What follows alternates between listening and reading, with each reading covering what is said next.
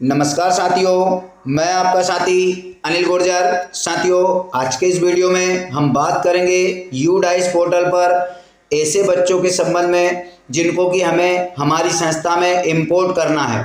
साथियों, इससे पूर्व मेरे द्वारा बच्चों को कक्षोन्नत करने हेतु वीडियो बनाया गया है, जो कि इस वीडियो के डिस्क्रिप्शन बॉक्स में वहाँ से आप देख सकते हैं कैसे हमें शैक्षणिक सत्र 2023-24 से शैक्षणिक सत्र 24-25 में बच्चों को कक्षोन्नत करना है। इसी के साथ में टीचर मॉड्यूल पर भी एक वीडियो बनाया गया है, वो भी इस वीडियो के डिस्क्रिप्शन बॉक्स में दिया है, आप वहाँ से उसको देख सकते हैं। अब इस वीडियो में हम बात कर रहे हैं, जैसे कोई बच्चा बाहर से आया है या दूसरी संस्था से जब हमारी संस्था में आता है तो उसको पेन नंबर और उसकी डेट ऑफ बर्थ डाल करके इंपोर्ट मॉड्यूल से हमारी संस्था में इंपोर्ट करना होता है। साथियों, जैसा कि आप यहाँ पर जिसमें कि शिक्षक साथियों को एक समस्या आ रही है, उन्होंने अपने बच्चों को कक्षोन्नत कर दिया है। अब बात करते हैं कक्षा 6वीं में या अन्य कक्षाओं में जब बच्चा दूसरी कक्षा से आ रहा है तो उसको कैसे इंपोर्ट करते हैं। साथियों, यहाँ पर एक बच्चा इंपोर्ट जिसमें कि एक एरर मैसेज आ रहा है, यहाँ पर पूरा इंपोर्ट का कर दिया है, पूरी जानकारी डाल दी है। जब इंपोर्ट पर क्लिक कर रहे हैं, यस कन्फर्म पर क्लिक करते हैं तो यहाँ पर एक मैसेज आता है, एरर आता है,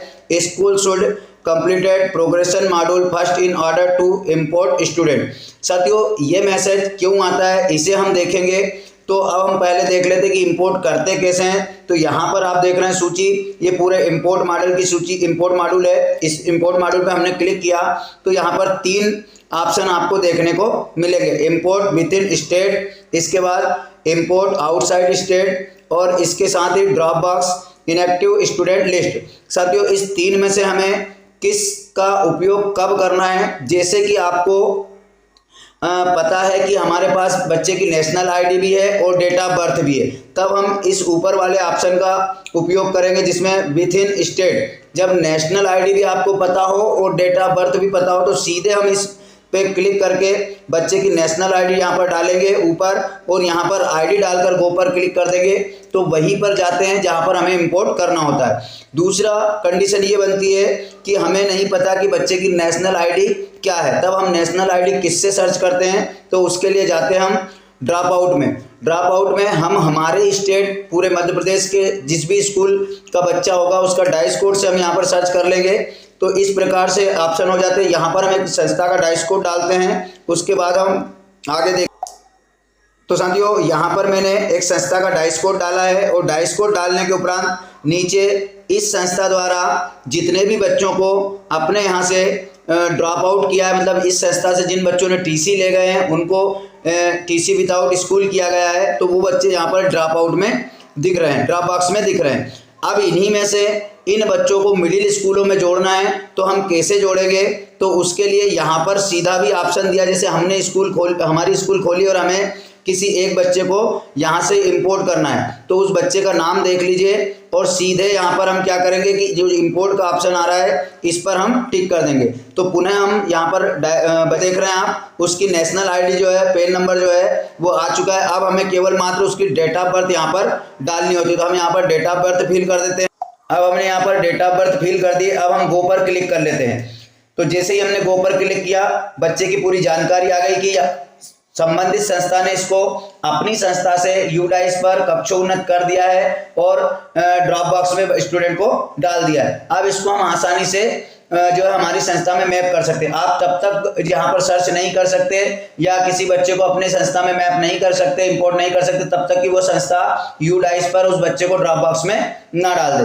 अब हमारे पास इसी प्रकार के ऑप्शन आ रहे हैं और यहाँ पर जो है जब हम उसकी जानकारी डालते हैं तो साथियों हमारे पास एक एरर आ रहा है, जो कि एरर है, यहाँ हमने उसकी डेट ऑफ एडमिशन डाल दी और यहाँ पर इंपोर्ट पर क्लिक करके कन्फर्म पर क्लिक किया।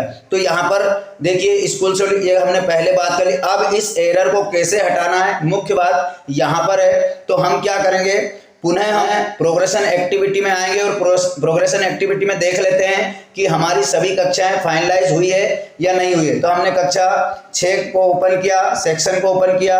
कभी कभी कुछ सेक्शन को जो है फाइनलाइज नहीं करने पर भी इस प्रकार का एरर आता है। तो यहाँ पर आप देख रहे हैं कक्षा 6 कंप्लीट हो चुकी है। इसी प्रकार कक्षा 7 देख लेते हैं, इसमें सेक्शन यहाँ पर चयन करेंगे, कक्षा 7 भी हमारी कंप्लीट हो चुकी है।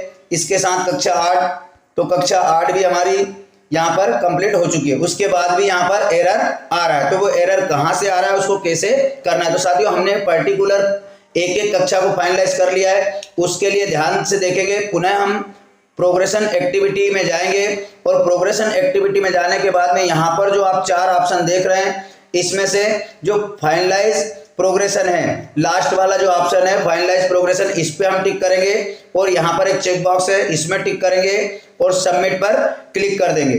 जैसे ही हम सबमिट पर क्लिक करेंगे कुछ ही देर में यहाँ पर सक्सेसफुली का मैसेज आ जाएगा, school progression finalise for academic year 2023-24। अब हमारा जो है सत्र का 2023-24 की पूरी जानकारी कंप्लीट हुई। अब हम किसी भी बच्चे को यहाँ पर इंपोर्ट कर सकते हैं। तो अब हम पुनः आपको इसी वीडियो में उस बच्चे को इंपोर्ट करके यहाँ पर दिखाते हैं। तो हम पुनः आ गए, यहाँ पर स्कूल का डैशबोर्ड सर्च करेंगे। हमने यहाँ पर देखा तो पुनः सूची खुल गई। वही बालिका जिसको हम इंपोर्ट करना चाहते थे, इंपोर्ट पर क्लिक किया, उसकी यहाँ पर डेट ऑफ बर्थ डालेंगे। अब हमने यहाँ पर पुनः बालिका की डेट ऑफ बर्थ डाल दी और गो पर क्लिक कर लिया। जैसे ही गो पर क्लिक करेंगे वही जानकारी हमारे पास खुलकर सामने आ गई। अब पुनः हम यहाँ पर सेक्शन और उस डेट को डालते हैं जिस डेट को हमारे यहाँ बालिका ने दाखिला लिया है। तो हम पुनः उस डेट को डाल दे रहे हैं। डेट डालने के बाद अब इंपोर्ट पर क्लिक करते हैं और जैसे ही इंपोर्ट पर क्लिक करेंगे यहाँ पर कंफर्म का मैसेज आएगा, हम कंफर्म पर क्लिक कर देते हैं। तो आप देख रहे हैं साथियों, स्टूडेंट सक्सेसफुली इंपोर्ट, यानी कि इसमें जो मूल हमारे पास समस्या थी उसको आप समझ लें। अगर आपके पास वो लाल एरर आता है प्रोग्रेशन का, तो आप एक्टिविटी पे जाएंगे और एक्टिविटी प्रोग्रेशन एक्टिविटी में अपनी कक्षावार सभी कक्षाओं को फाइनलाइज करेंगे और अंत में इस फाइनलाइज प्रोग्रेशन को क्लिक करेंगे, तभी आप किसी भी स्टूडेंट को अपनी कक्षा में इंपोर्ट कर पाएंगे। तो साथियों आशा है आपकी समस्या का समाधान जरूर हुआ होगा। तो प्लीज इस वीडियो को अपने साथी शिक्षकों तक शेयर करें और इसी प्रकार की सभी समस्याओं से संबंधित वीडियो पाने के लिए इस चैनल को सब्सक्राइब जरूर कर लें, ताकि मेरे द्वारा बनाए गए शिक्षा विभाग के समस्त वीडियो का नोटिफिकेशन आपको मिलता रहे। तो धन्यवाद साथियों, मिलते हैं इसी प्रकार की नई जानकारी के साथ अगले वीडियो में। तब तक के लिए जय हिंद।